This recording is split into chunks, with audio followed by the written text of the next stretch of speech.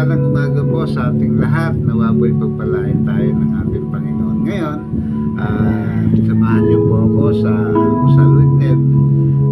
Tayo po ay mag-uusap sa pangalan ni Jesus. Ano po?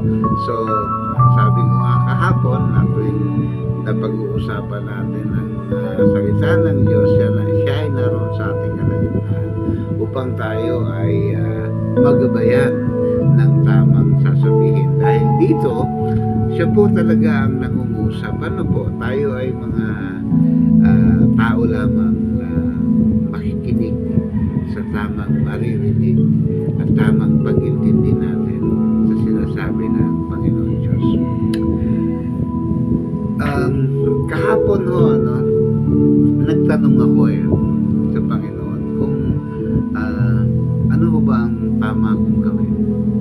Kasi marami ho akong alalahanin na dinadala sa buhay ko ngayon bilang isang senior citizen at nandito sa malayong lugar. Siyempre marami ho akong mga kailangan masustain in life, mag-bills, kung ano-anong bills and responsibility, of course, sa mga taong nang maasa pa sa akin.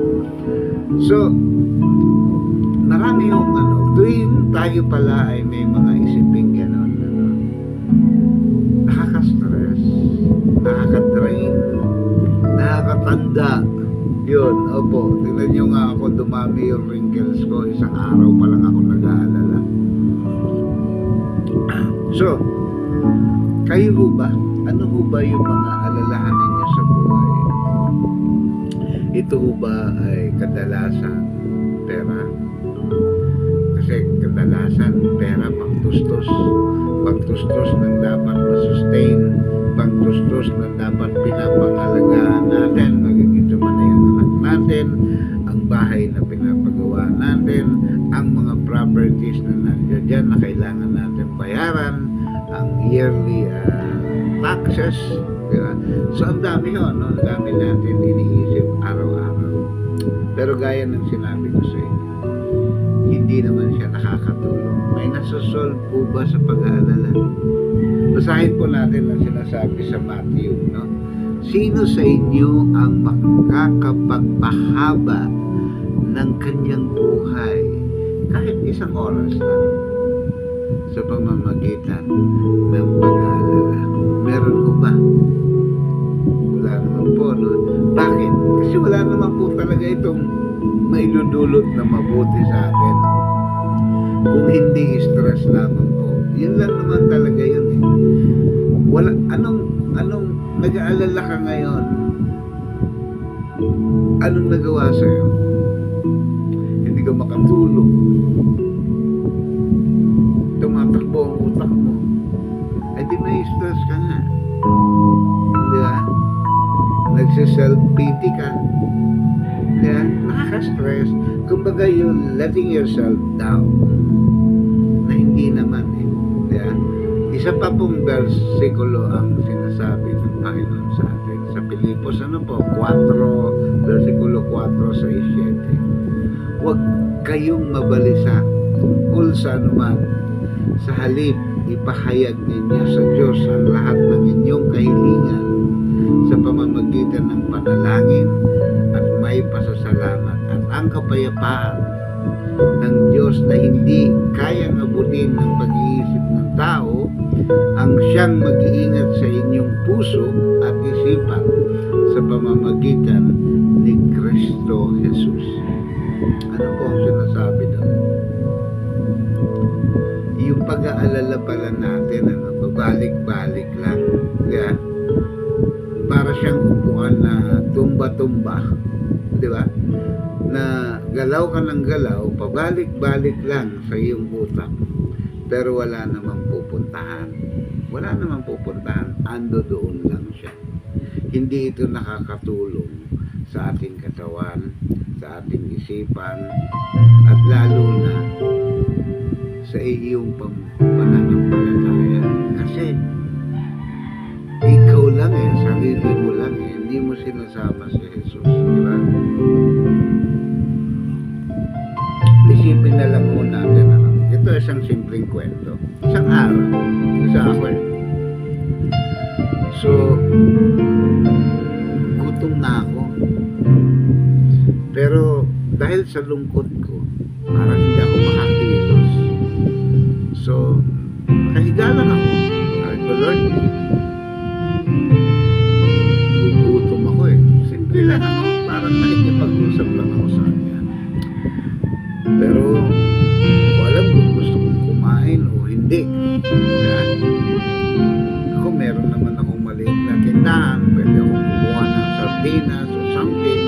Pero parang wala akong, hindi ako makagalaw. Hindi ko alam kung ano yung nararamdaman ko. Yung tindahan ko, may doorbell yun. Kasi nung time na yun, wala pa akong nakuhang tindera. So, ako lang mag-isa. So, nung nag-doorbell siya, akala ko may bibili. So, basta ko, ano po yun? Ay, sabi niya, eto po, may dala ako sa inyong ulam. Pagtingin ko, munggo, paborito ko yun. Ang daming sahog. May baboy, may chicharon. Yan, sarap, di ba? Ay, naku, marami ang salamat. Sandali lang po, nilipat ko lang yan. Pinugasan ko. Binigay ko sa kanya. Ano po kwento? Anong mensahe? Sabi ko, Lord, kakausap lang natin. Wala pang 30 minutos. Binigyan mo ko ng ulam. Kasi parang hindi ako makakilos para kumain. Simple po, no? Ganun po kaliwaga ang panalangin natin sa Panginoon. Minsan, sagot agad. Minsan naman matagal. Kasi pag matagal ang sagot, baka may tinuturo mo sa atin si Lord. Para pag binigay niya sa atin yung kasagutan, andun ang tamang response. Andun ang tamang galaw, tamang gawa natin. So, tandaan natin ang pag-aalala, hindi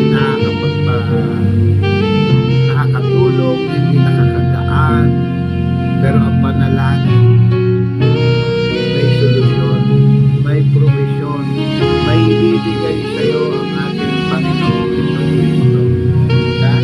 Magbasa po tayo sa pahong salita ng Diyos sa Hebreo 12:2, versikulo 12, sabi dito, ituon natin ang ating Panginoon, ituon natin ang ating paningin kay Jesus na siyang pinagmula ng ating faith. Diba? Siya ho ang author, the perfect author ng ating faith. Dito sinasabi sa Hebreo versikulo 12 doon. Sunood daw tayo natin ituon sa Kanya. Kasi pag hindi natin ituon sa Kanya, mababasa ko ito. Kung halimbawa natin ang kwento ni Pedro, ano po? Nung si Pedro ay naglalakad sa tubig, pero nung ibinaling niya ang kanyang paningin sa isang paparating na malakas na bagyo, siya ay unti-unting lumubog. Pero nung siya ay manalangin na Diyos ko, tulungan mo po ako, siya ay tinakay ng Panginoon pabalik pataas. Hindi ba? So dapat nakapokus mo lagi tayo kay Lord. Hindi ba? So maraming salamat po sa ating lahat. Naway pagpalain tayo. Maraming salamat din po sa pakikinig. Huwag niyo pong kalimutan ang ating almusal tuwing umaga with Neb.